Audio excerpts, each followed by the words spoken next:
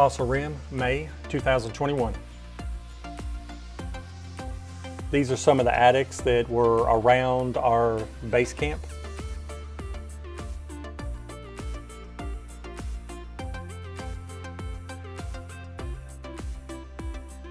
This is part of the base camp. It's the dining room, which we will have breakfast in tomorrow morning. You have several choices on what you want to eat. You pick the day before, whatever meal you want. Mine was delicious. And great views while you're eating, looking out over the countryside. There's a pond out there where we saw a couple different kinds of deer, the attics, and some different animals as they came up.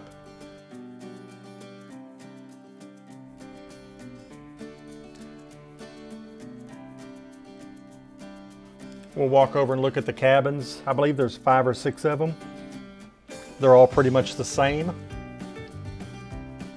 There is a squirrel in the tree that is very, very upset with us for invading his privacy.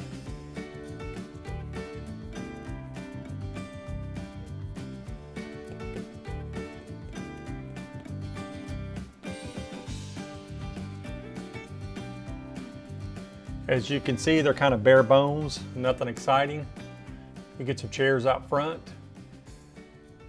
get a couple of beds. And in case there's an extra person, they provide another cot. And then of course you have a bathroom to get cleaned up before your behind the scenes tour in the morning.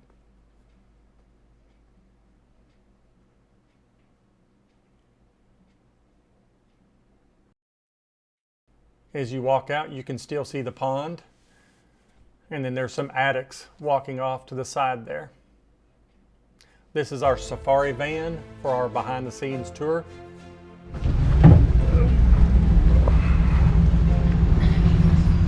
So this is our main pasture right here. This is the one that you guys look at from safari camp and from the lodge. And these guys right here are attics. These guys are pretty funny. They know where the goods come from. They know how to work a crowd. That's what I was about to say. He's like, hey. Yeah. These guys are pretty cool though. They are a sub-Saharan type antelope, so they're usually found in the Sahara Desert. But what's cool about that is they can go almost their entire lives without taking a real drink of water. Really? They get 99.9. Don't come to me. Go back there. Come on. Can I get up real quick? They can get it far enough, but they get 99.9% of their plants or of their water needs from the plants and food that they eat. So they almost never need to go to a real water source to take a real drink of water.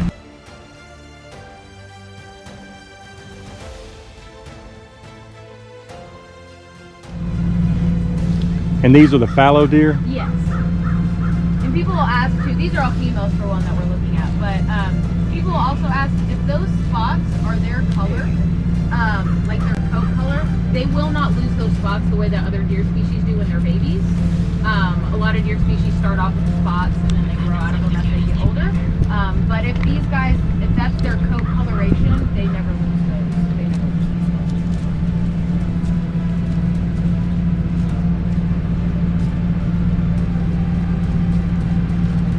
Okay, they make me pick up my baby cow.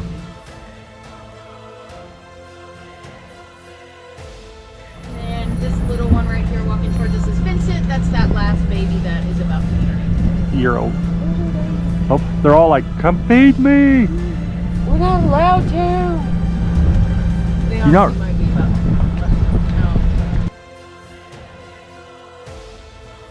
cool. They are a pretty resilient species. They are actually one of the only species, if not the only one, to bring themselves back from the brink of extinction twice on their own. Oh, wow. So they just kind of knew how to get it done, I guess. They just were able to repopulate fast enough to bring their numbers back up to where they needed to be. I believe now they're classified as vulnerable. I don't think they're still endangered anyway. I think they're just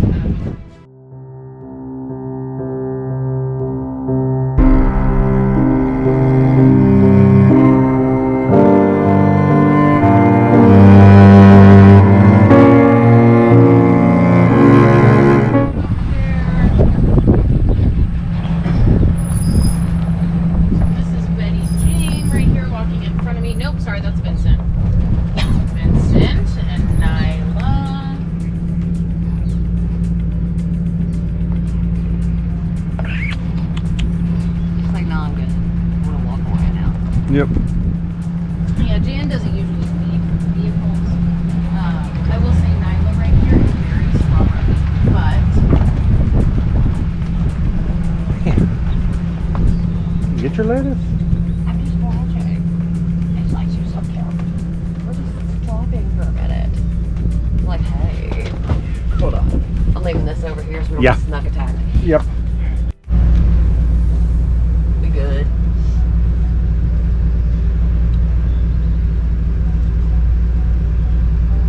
Another one? There you go.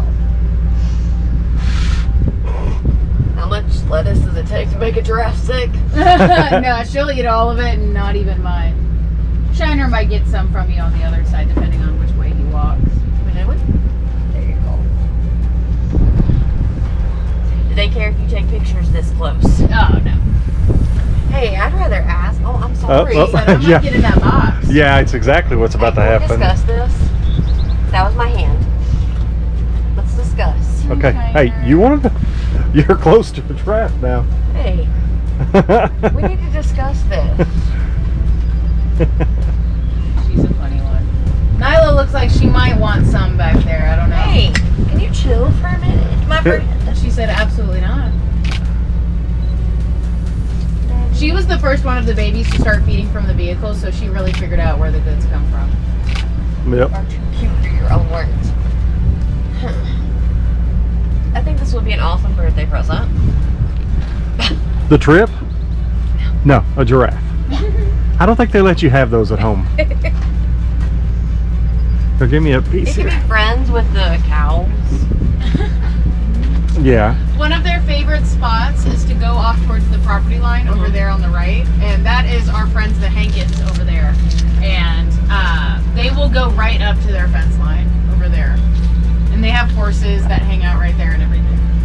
Hi, pretty baby. I know, I'm coming. I'm coming.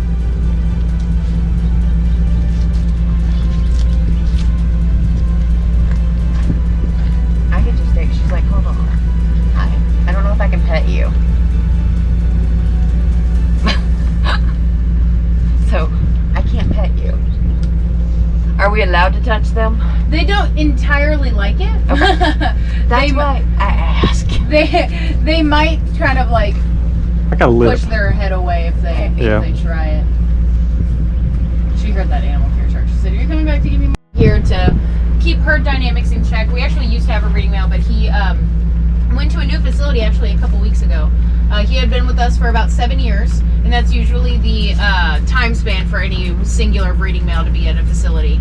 So he just went off to be a breeding male at a new facility. I can't remember if he went back to his old zoo, which was the El Paso Zoo, but it's a possibility. I can't remember. But most of the females that we have are his. So Betty Jane is his, Raven is his. I think Nyla is his too, but I'm not sure. I know she was born here, but I can't remember if she's his or not. And we're wanting to keep those females. And once they become of breeding age, we didn't want him to try to breed with them. Right. yeah. Yeah. It's the nummy goodness. Oh, your tongue is rough. Their tongues are about 18 inches long. And only half of it is that weird kind of dark purpley kind of color. And that actually helps their tongue be protected from the sun. It helps keep it from getting sunburned, as well as the occasion. I may not come here. Oh, why are you shaking? You get like itchies? And really the only difference between the common aoudad and the Kordofan aoudad is the commons have a bigger and heavier set of horns, and they're also more of a brown color. The Kordofan aoudad have a shorter set of horns. They're a little bit more of a tan, really.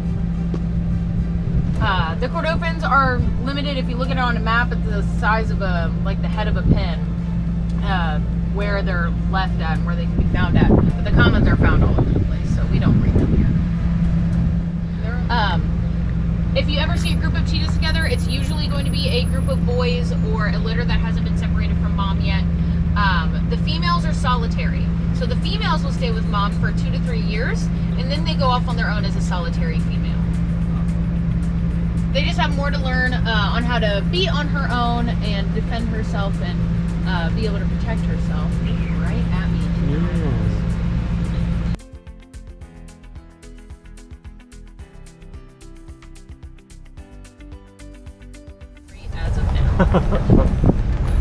We're running. We're running to you. Oh, popped up from the hill. We're coming to you.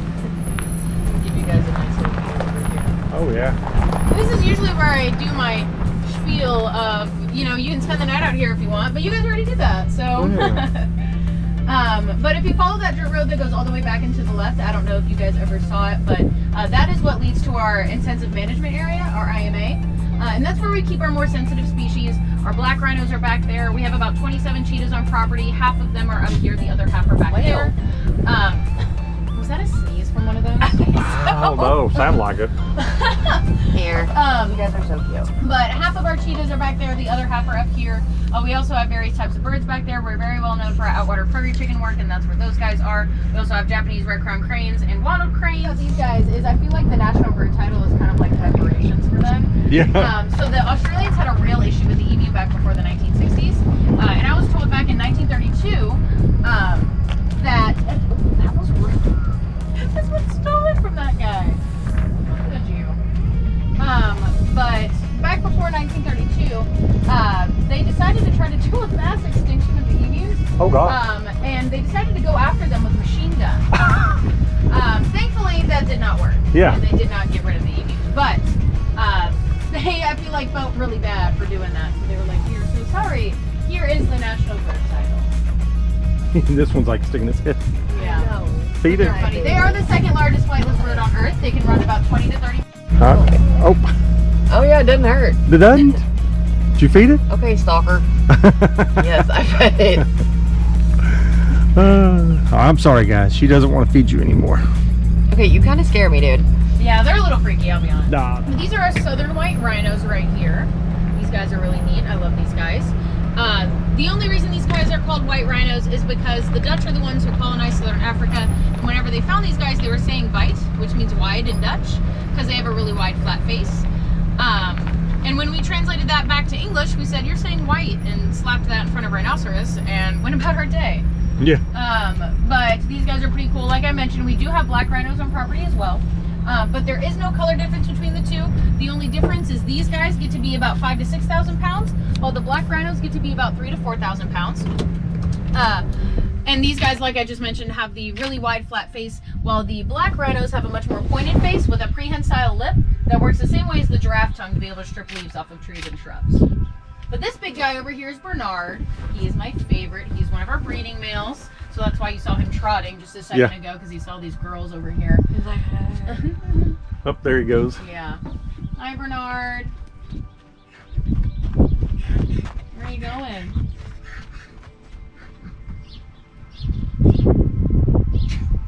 he's like, You can only go so far. Yeah. He's like, I bring you food. Yeah, that's Yeah. pretty much exactly it.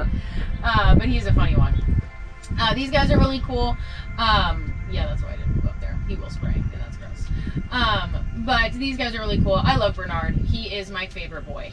And the only reason that the tip of his horn is missing is because he actually had a crack in his horn. We didn't want it to split all the way down, so we just cut it off right at the bottom of that crack before it split all the way down the horn. For the two young ones, these two gals, or one is a male, one is a female.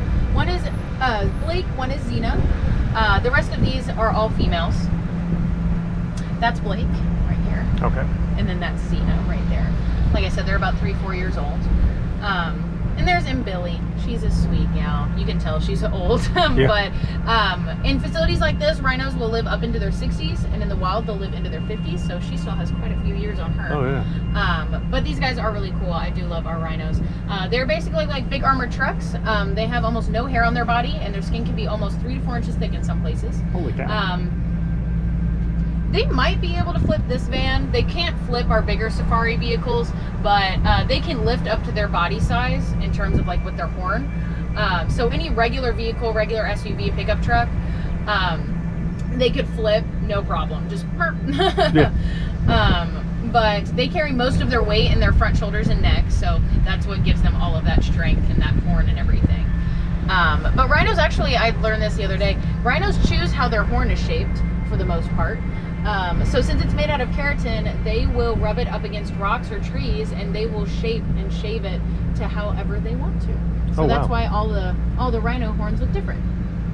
they grow a certain way, but they also will kind of rub it on other stuff to shape it to how they want.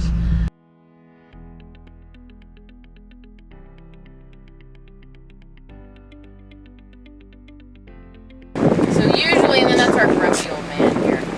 Usually he grows about 10 tines on his antlers, which is why we call him 1010. Hi, don't put your nose in my window. He's like, baby, he calls me. Hi, I'll feed you. He's a handsome.